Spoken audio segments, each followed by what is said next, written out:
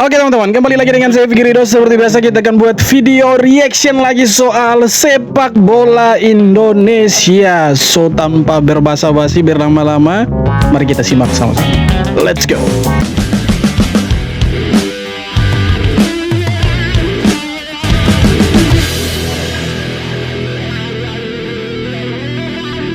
Waduh gila, John Hetman minta STY jadi asistennya di FIFA Series 2026. Wah ini serius. Kalau benar-benar terjadi sih ini benar-benar gila sih. Bagaimana mungkin dua pelatih hebat akan bersatu dalam satu tim nasional, yaitu Timnas Indonesia. Ya karena Coach Sintayong udah terbukti bisa membuat Timnas Indonesia menorehkan sejarah baru. Dan saat ini PSSI memilih pelatih yang juga sudah terbukti bisa membuat Timnas Kanada lolos ke Piala Dunia. Betul. Bakal mengerikan si Timnas kita kalau rencana ini benar-benar terjadi. So kalau menurut kalian gimana? Kalau benar-benar rencana ini terjadi, Coach Sintayong akan bersatu dengan John Hetman di Timnas Indonesia. Mungkin untuk semua pertandingan ya sudahlah, menang WO lah. Tim-tim lain pasti kalah lah lawan Indonesia. Bercanda bro. Ya tidak akan mungkin terjadi lah. Kenapa? Karena ya secara kontrak tidak mungkin itu terjadi. Dan ya bukan hanya itu sebenarnya, karena PSSI sudah menutup pintu hati mereka, orang-orang di PSSI itu, untuk Coach Sintayong. Jadi tidak mungkinlah Sintayong datang ke Indonesia untuk melatih timnas. Kalau untuk hal yang lain mungkin masih bisa, masih boleh. Buktinya kemarin ada podcast dengan Atta Halilintar ya. Jadi untuk hal yang lain mungkin masih bisa. Tapi kalau untuk ke timnas Indonesia sebagai pelatih ataupun asisten, saya rasa itu cukup sulit. Dan ya kalaupun terjadi kemungkinannya itu 1:99. Agak berat teman-teman. Tapi kalau memang itu terjadi ya keren sih. Itu kita punya timnas semakin gacor. Gila itu, gacor sekali itu bro. Coach Sintayong akhirnya buka suara soal kritikan Bung Tawel terhadap dirinya selama ini. Melalui podcast di channel YouTube Atta Halilintar, Coach Shin mengatakan, mengapa pria itu Bung Tawel hanya membicarakan saya, berbicara buruk. Meskipun saya menang melawan Arab Saudi di leg pertama, dia juga tetap mengkritik. Sampai sekarang saya tidak mengerti, apakah dia benar menyukai sepak bola, ujar Coach Shin. Jadi kalau kita bicara Bung Tawel sebenarnya tidak akan ada habisnya dan tidak akan ada mati-matinya begitu. Karena Bung Tawel ini salah satu pandit yang cukup terkenal lah di dunia persepak bolaan Indonesia, khususnya di timnas. Nah dia punya kritikan-kritikan, dia punya statement selama Sintayong itu menjadi pelatih timnas Indonesia, itu selalu merujuk kepada kritikan yang sangat-sangat membabi buta sebenarnya. Bukan hanya membabi buta sih, tetapi lebih ke ada something lah antara dia dengan Sintayong begitu kan. Apakah karena motif pemain tidak bisa atau lain sebagainya? Kita juga tidak tahu, itu hanya spekulasi.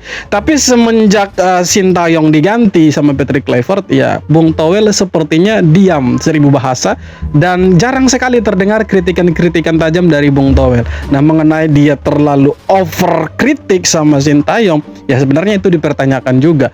Apa sih motivasinya dia terlalu mengkritik Coach Shin waktu itu? Nah, jangankan menang bro, jangankan menang, maksudnya jangankan kalah, menang pun dikritik.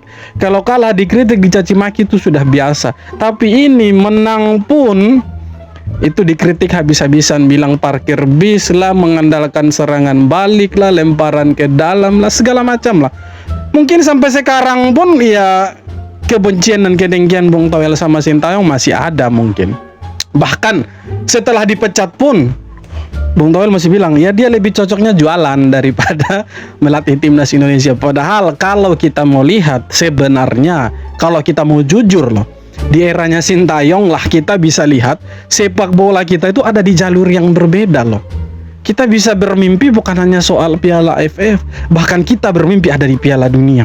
Cuma sayang, seribu sayang, ini fakta loh, kita bicara fakta. Sayang seribu sayang, orang-orang di PSSI lebih memilih mendengarkan Bung Tawel daripada memilih Sintayong.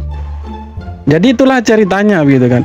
Kalau Coach Shin bertanya apakah dia mengerti sepak bola dan lain sebagainya, mungkin secara kata-kata dia mengerti, atau secara kritikan dia mengerti, tapi untuk tekniknya di lapangan saya pikir dia tidak lebih hebat dari Coach Shin. Kalau dia lebih hebat dari Coach Shin, pasti dia yang dipilih menggantikan Coach Shin. Sesederhana itu sebenarnya. Jadi ya sekarang sudah tidak ada suaranya Bung Tawel, hampir tidak ada.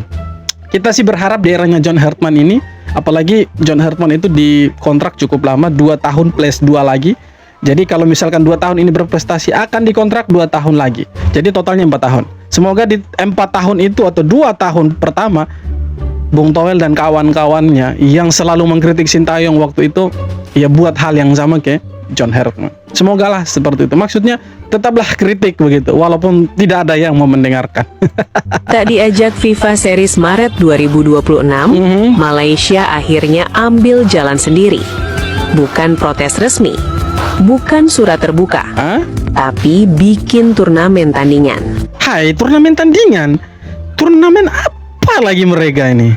Namanya Serumpun Cup 2026. Hai. Sekilas, kedengarannya solid, nasionalis, regional. Iya. Seolah mau bilang, kami tetap eksis walau nggak diajak FIFA. Tapi semuanya berubah begitu daftar undangan keluar. Singapura diajak, Brunei diajak, Thailand juga diajak. Extremes. Dan di titik itu, netizen langsung pecah. Jelas. Karena publik mulai bingung, ini turnamen serumpun atau turnamen asal rame? Mereka sebenarnya salah satunya itu iri dengan timnas Indonesia. Kenapa sih Indonesia dan Indonesia lagi yang dipilih sama FIFA? Bukan kita, bukan Malaysia begitu. Sebenarnya jawabannya sederhana, karena Indonesia lebih besar daripada Malaysia itu sendiri. Dan sepak bolanya jelas begitu. Tapi kalau mereka mau buat Serumpun Cup, harusnya mereka undang India, Bangladesh, dan yang lain-lain, Nepal sebenarnya. Kalau mau undang Singapura, Thailand, ya itu mungkin hanya tetangga, tidak serumpun. Jadi terserah mereka lah, mereka mau buat pertandingan untuk Serumpun Cup lah, apalah namanya, you name it lah, terserah. Intinya satu, Indonesia bermain di laga resmi. Dan itu poinnya terhitung nanti di FIFA. Ya kita doakan lah timnas kita bisa menang 2 kali beruntun, kita bisa kasih kalah Bulgaria, dan kita bisa naik peringkat lagi mengalahkan Malaysia. Karena kalau kita sampai kalah, ya otomatis peringkat kita pasti akan turun juga itu. Pelatih timnas Indonesia John Hartman Semoga jangan bereaksi pasca melihat makin banyak pemain diaspora memilih berkarir di Liga Indonesia. Yang terbaru, Shane Patinama resmi gabung Persija dengan kontrak 2,5 musim plus opsi perpanjangan. Menurut Pak John, kehadiran pemain diaspora di liga lokal ternyata krusial. Pemain yang datang dari Eropa membawa standar, mentalitas, dan rasa bermain berbeda yang sangat dibutuhkan timnas. Selain soal kualitas, adaptasi dengan iklim tropis Indonesia jadi faktor penting lainnya. Latihan rutin di cuaca panas dan kelembapan tinggi membantu pemain diaspora membangun ketahanan fisik yang lebih siap untuk level internasional. I think it's important. I think it's important that we're able to access our players from Europe, which gives a different look, feel, and standard. Is super important. That tolerance level that they're able to build week in, week out, that gives us strength and it gives us the depth I think we need in this squad. Sebenarnya ada untung ruginya, ada plus minusnya lah. Plusnya itu ketika mereka dibutuhkan untuk turnamen regional ASEAN seperti AFF, mereka siap lah karena tidak terkendala dengan izin klub. Oke, itu mungkin salah satu dari nilai plusnya. Nilai minusnya juga ada. Kenapa? Karena harapannya kita pemain-pemain diaspora seperti Shane Patinama yang terbilang usianya masih muda kembali bermain di tanah air, dan kalau kita lihat memang antusiasme, bukan hanya antusiasme tapi tempo dari Liga Indonesia itu sangat-sangat lambat. Jadi berbedalah dengan Liga Thailand. Kalau kita mau lihat sebenarnya ini menurut saya pribadi loh, ini sebenarnya penurunan karir. Ya terserah lah teman-teman mau berpikir seperti apa, tapi menurut saya ini penurunan karir. Kenapa? Kalau kita melihat dari peringkat Liga Indonesia itu ada di bawahnya Liga Thailand. Kenapa sih dia lebih memilih Indonesia? Gitu kan. Sedangkan masih ada klub-klub lain yang di luar Indonesia. Kalau mau melihat seperti itu, tapi kembali lagi pilihannya ada di Shane Patinama. Terserah dia lah, dia mau main di mana itu urusannya dia. Tapi kalau kita mau melihat kembali lagi dari peringkat liganya, ya dia mengalami penurunan lah. Tapi semoga dia betah dengan Persija dan bisa nyetelah dengan pemain-pemain lain dan meraih kemenangan dan sukses lah di Liga Indonesia seperti Tom Haye sama Eliano lah. Kan keren mereka tuh sukses kan di Persib Bandung tuh, keren loh, mantap itu. Semoga Ganti Sen juga jersey begitu. naik kelas, timnas Indonesia resmi masuk lingkaran elit Asia bareng brand Spanyol ini. PSSI resmi menunjuk Kelme sebagai aparel baru timnas Indonesia mulai 2026 sampai 2030 menggantikan Erspo. Brand asal Spanyol ini bakal menangani jersey timnas senior dan futsal dengan alasan utama sepak bola Indonesia punya spirit dan kebanggaan besar, bukan sekedar pertandingan. Nonton gratis, klik link di bio. Lewat kerjasama ini, Indonesia jadi timnas ke-8 di Asia yang disponsori Kelme. Brand ini bukan kaleng-kaleng, dipakai Espanyol, Watford, dan sejumlah timnas dunia. Di Indonesia baru Persib Bandung yang lebih dulu pakai Kelme. Pesennya jelas, timnas lagi serius naik level, bukan cuma ganti baju. Ya, semoga dengan ganti jersey kita punya performa timnas lebih bagus lagi dan kita kembali ke jalur kemenangan yang kita rindukan selama ini dan tidak mengalami kemunduran. Jangan ya sudah pelatih baru, jersey baru, pemain-pemainnya juga baru, tapi ya tetap juga kita ada di goal gitu. Janganlah, kita tidak berharap seperti itu. Kita harapnya setelah ganti pelatih, setelah ganti jersey juga, kita punya timnas lebih bagus dari sebelum-sebelumnya. Itu harapannya kita. Harapan terbesarnya kita ya seperti itu. Timnas Indonesia dipastikan nggak bakal pakai jersey polos atau template pasaran. Jersey Garuda ke depan bakal dibuat khusus, penuh filosofi, dan benar-benar mewakili Indonesia. Direktur Utama GSI, Marcel Masita, bilang kalau Timnas Indonesia dan Kelme sudah sepakat soal satu hal penting. Desain jersey nggak asal jadi. Ya, itu yang penting, Kelme bro, setuju betul. untuk menggandeng desainer lokal dalam proses pembuatannya. Tujuannya jelas, supaya identitas Indonesia benar-benar terasa di jersey Timnas. Inilah yang bikin Indonesia beda dari negara lain yang juga pakai Kelme. Kalau negara lain umumnya dapat desain langsung dari Kelme, Indonesia justru mendesain jersinya sendiri lewat tangan anak bangsa. Hasilnya, jersey Timnas Garuda bakal terasa lebih spesial dan lebih bermakna. Soal perilisan, Marcel Masita menyebut jersey home dan away rencananya bakal dirilis bulan Maret, sedangkan jersey ketiga akan keluar bulan September. Kita sangat-sangat menunggulah kapan sih jersey-nya nih dirilis, kita mau beli loh. Erspo saja kemarin kita beli. Ya sekarang Kelme pasti kita belilah. Nah sekarang keren lah kalau ada desainer lokal yang dilibatkan sama Kelme. Istilahnya kalau yang mendesain jersey itu adalah orang-orang lokal atau desainer lokal, maka bisa diprediksi atau kita bisa berspekulasi Timnas Indonesia hanya meminjam nama Kelme doang. Sedangkan desainernya itu tetap orang Indonesia. Istilahnya pinjam bendera saja, tapi desainernya orang Indonesia. Digandeng lah. Nah, keren sih.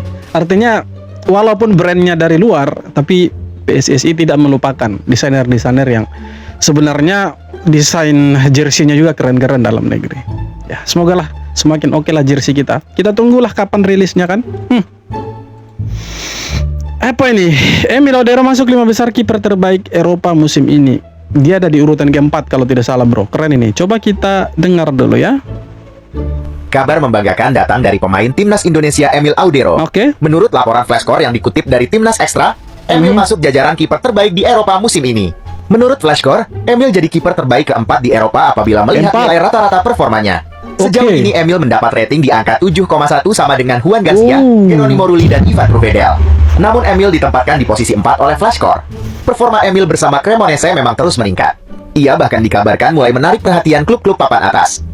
Ya, semoga Emil Odero, Itses, Kevin Dix, dan lain-lain bisa bersinar di Eropa. Tapi kabarnya salah satu penggawa timnas kita, Kevin Dix, itu lagi cedera. Ya, semoga dia bisa cepat pulih karena timnas Indonesia sangat membutuhkan tenaganya Kevin Dix di bulan Maret nanti. Semoga dia cepat pulih, cepat bermain lagi, dan ya semogalah bisa kembali membela timnas kesayangan kita, timnas Indonesia. Dan untuk Emil Odero keren sekali. Semoga tetap berjaya di Eropa dan semoga bisa naik kelas ke klub-klub yang lebih punya nama lah. Juventus kembali mungkin, oke?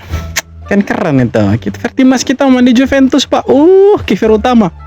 Malaysia iri mereka. Negara-negara Asia Tenggara iri, pasti iri, bro. Di Timnas Indonesia, dia menatap era baru bersama John Hertman.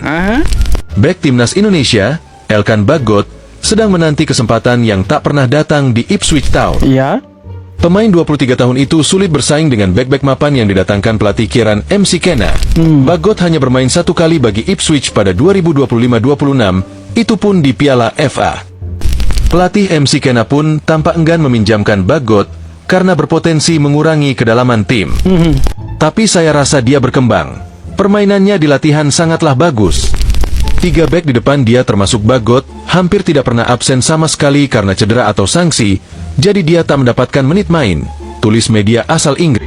Ya kita sih berharap Elkan Bagot kembali ke timnas Indonesia karena sudah cukup lama loh kita tidak lihat Elkan Bagot merumput bareng Jay Itzes, bareng Kevin Dix, jangan Kevin Dix lah, bareng Rizky Ridho, pemain-pemain timnas yang lain lah.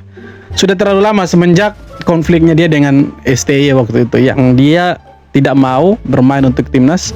Waktu timnas Indonesia bermain di kualifikasi playoff Olimpiade Paris waktu itu. Ya, itulah dia konflik awalnya dan sekarang kita tidak bisa lihat dia bermain untuk timnas. Semoga lah di eranya John Hartman dia mau kembali, mau bermain untuk timnas dan bisa berdua dengan Jay Itzes atau dengan Kevin Dix atau dengan Rizky Ridho. Karena kita sebenarnya tidak kurang pemain belakang. Elkan Bagot sangat-sangat oke sebenarnya. Semoga lah dia mau kembali untuk timnas dan kita bisa lihat timnas kita diisi oleh pemain-pemain yang keren-keren, luar biasa. Dan ya, itulah teman-teman. Sampai di sini video kita hari ini dan ya kalau kalian punya komentar silahkan tulis di kolom komentar dan terima kasih banyak juga sudah nonton video ini sampai akhir.